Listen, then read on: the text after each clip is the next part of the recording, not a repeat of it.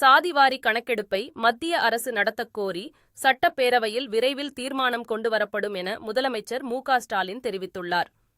சட்டப்பேரவையில் இன்று கேள்வி நேரத்தின்போது பேசிய பாமக எம்.எல்.ஏ. ஜி.கே. மணி, வன்னியர்களுக்கான 10.5% இடஒதுக்கீடு நீண்ட நாள் கிடப்பில் உள்ளதாகவும், சாதிவாரி கணக்கெடுப்பை உடனடியாக நடத்த வேண்டும் எனவும் தெரிவித்தார்.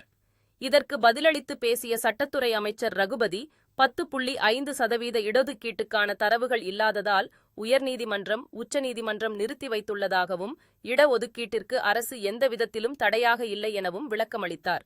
சாதிவாரி கணக்கெடுப்புடன் மக்கள் தொகை கணக்கெடுப்பு நடத்தினால் இடஒதுக்கீட்டை அமல்படுத்த ஏதுவாக இருக்கும் என்று தெரிவித்தார்.